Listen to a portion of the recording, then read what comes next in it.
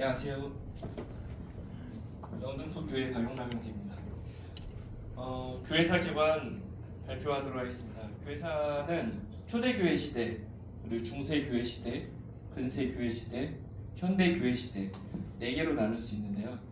사도기와 박해기를 초대교회 시대로 구분을 하고 기독교 제국기와 암흑기를 중세교회 시대로 구분을 합니다. 그리고 종교개혁기, 이성과 부흥기, 진보기까지를 근세교회 시대로 분류를 합니다. 그리고 이념기를 현대교회 시대로 분류를 합니다. 이 분류를 하는 기준으로서 사도기는 사도 요한이 소천함으로써 사도기에 막을 내리고 박해기가 시작이 되는 걸로 분류를 합니다.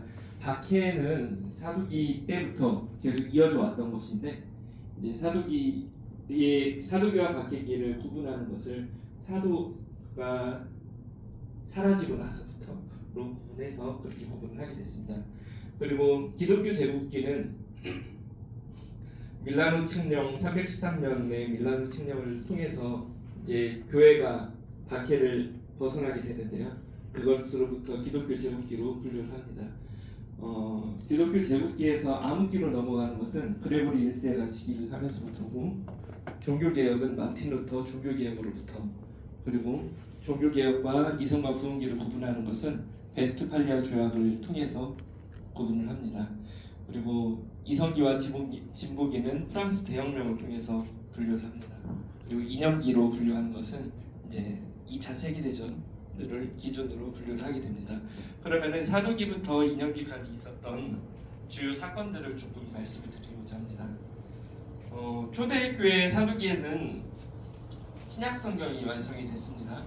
그리고 이제 이방 세계로의 복음이 전파될 수 있는 그런 계기들이 많이 마련돼서 복음이 전파됐습니다. 그리고 초대교회 시대에 박해가 이제 시작이 됐는데, 가장 큰 건 AD 64년에 로마 대화제, 그리고 AD 70년 예루살렘 멸망한 것, 그리고 베수비오 화산 폭발, 이런 사건들을 그런 사건들을 통해서 이 그리스도인들이 박해를 받기 시작합니다.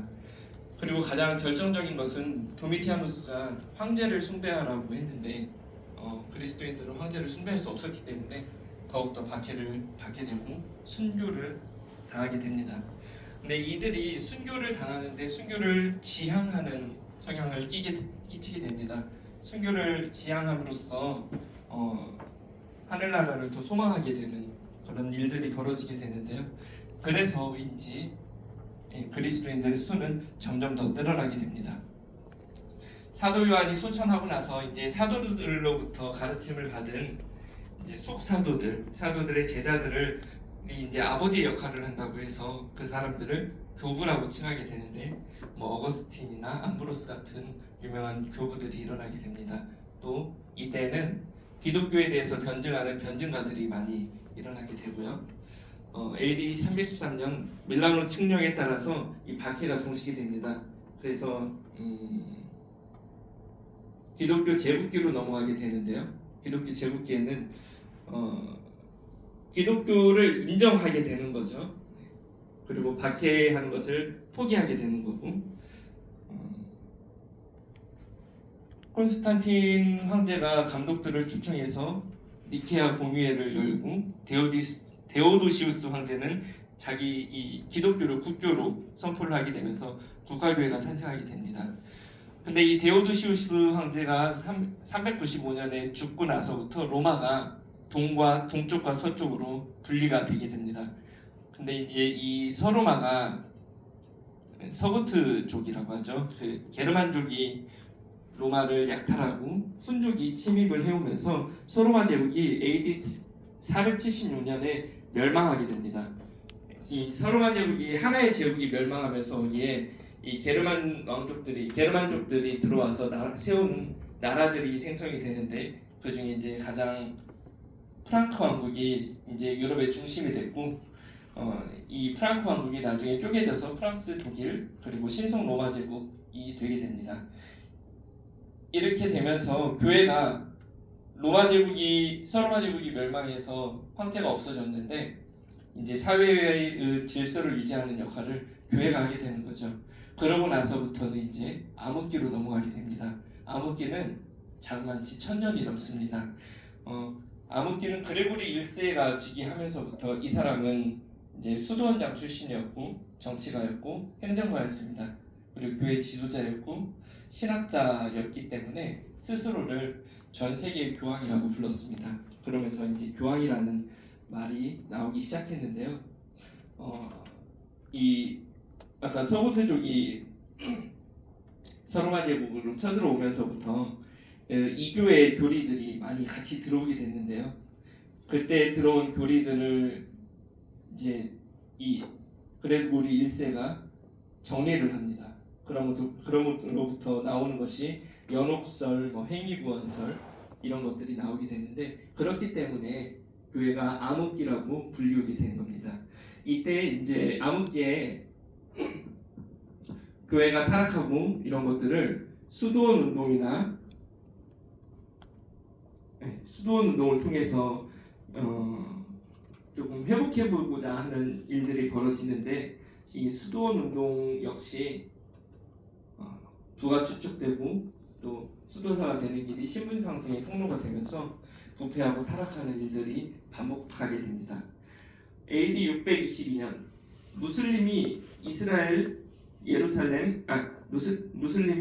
예루살렘을 정복하게 됩니다. 그리고 이집트, 스페인 등 기독교 중심지가 이슬람에게 편입되고 이것을 회복하고자 십자군 전쟁이 시작이 됩니다. 십자군 전쟁이 AD 1095년입니다.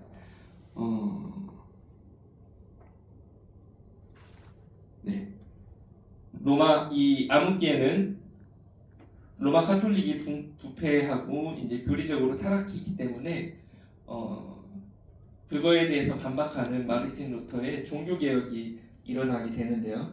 AD 1517년 종교 개혁을 통해서 종교 개혁기로 이제 교회의 시대는 근세 교회 시대로 넘어가게 되는데요. 면죄부 판매에 대한 95개조 반박문을 게시를 하면서부터 종교 개혁이 시작이 됩니다. 이 종교 개혁 루터의 반박문이 금속활자를 통해서 인쇄돼서 급속히 퍼지면서 개혁의 도화선을 불이 붙게 됩니다. 그리고 그 이전에 존 위클리프나 얀 후스 같은 개혁을 주장한 사람들이 있었고요. 쯔윙클리, 칼빈, 막스 이런 분들이 종교개혁에 참여했습니다. AD 1598년에 낭뜨 칙령, 프랑스 앙리 4세가 낭뜨 칙령을 발표를 하는데요. 프랑스의 종교개혁, 개신교의 종교의 자유를 용인하는 칙령을 발표를 하게 돼서 프랑스가 이 개신교와 신교와 불교가 이제 같이 있게 되는 상황이 벌어지게 되고 또 이 종교개혁기에는 카톨릭 역시 자기들도 우리도 개혁하겠다 해서 트렌트 종교회를 통해서 면죄부 판매를 금지하고 이제 결집하게 되는데 사실상 이 트렌트 종교회는 교황의 권위를 오히려 강화시키는 그런 일들로 벌어지게 됩니다. 그 외에 종교개혁, 영국의 청교도 운동이나 침례교 운동이나 이런 일들이 종교개혁기에 같이 일어나게 됩니다. 이제 독일에서 개신교와 카톨릭이 충돌하게 되는데요. 그 충돌한 것을 계기로 카톨릭 제후연맹과 개신교의 연맹이 전쟁을 벌이게 됩니다. 이 전쟁이 30년 종교전쟁입니다. 이 전쟁에 덴마크나 스웨덴이나 프랑스 같은 나라들이 개입을 하면서 전쟁이 30년간 이루어지게 되는데요. 이 종교전쟁에 막을 내린 것이 1648년 베스트팔리아 조약입니다. 로마, 프랑스, 스웨덴 사이에 평화조약을 체결함으로써 이 종교전쟁이 끝마치게 되면서 이제 근세 교회 시대는 종교개혁기에서 이성과 부흥기로 접어들게 됩니다. 이 국가교회 체제에서 긴 전쟁 끝에 전 유럽이 전쟁 기아 상태로 남게 되고 사람들은 종교에 대해서 환멸을 느끼고 신앙보다 이성을 중시하게 되는 경향이 나타나게 되는데요. 계몽주의, 인본주의, 과학주의를 추구하게 됩니다. 그래서 교황이나 교회보다 더 이상 교황이나 교회가 서유럽 정세에서 영향력을 잃게 되고 이런 가운데서도 하나님께서는 부흥을 일으키게 되는데요. 영미 대부흥 운동, 조지 필드나 요한 웨슬리 같은 감리교 운동 이런 일들이 부흥기에 일어나기 때문에 이 시기를 이성과 부흥기라고 부를 수 있게 됩니다. 한편 이 프랑스에서는 군주들과 귀족들이 사치와 향락에 빠지게 되고 카톨릭 역시 국가 전체의 부의 20% 이상을 차지할 만큼 치부에 힘을 쏟습니다. 그로 인해서 프랑스는 사제, 귀족, 평민 세 개의 계급의 사회였는데 민중들이 가난함 속에서 피폐한 삶을 사는 이 가운데서 계몽주의를 바탕으로 한 프랑스 대혁명이 일어나게 됩니다. 1789년입니다. 프랑스 대혁명을 계기로 근세 교회 시대는 진보기로 시작이 됩니다. 왕정이 흔들리고 이제 공화정이 시작이 되는 시기입니다. 절대자에 대한 의존과 감정이 이제 신앙이다. 이 계몽주의와 이성주의에 대한 신앙이 흔들리게 되니까 직관과 감정이 이성도 아니고 직관과 감정도 아니고 절대자에 대한 의존 감정이 신앙이다라는 답을 신학자들이 내놓게 되는데요. 이게 주체가 내가 되는 하나님이 아닌 내가 되는 신앙의 자유주의 신학이 등장하게 되고 이때 이제 진화론과 무신론 같은 것들이 등장하게 됩니다. 한편 이 시기에 18세기에는 복음주의도 시작이 됩니다. 우리 형제교회 형제운동이 출현하게 되고요. 현대신학도 등장하게 됩니다. 이 와중에 이제 1914년 1차 세계대전이 발발하게 되고 이 이후를 현대교회 시대는 이념기라고 분류를 하게 됩니다.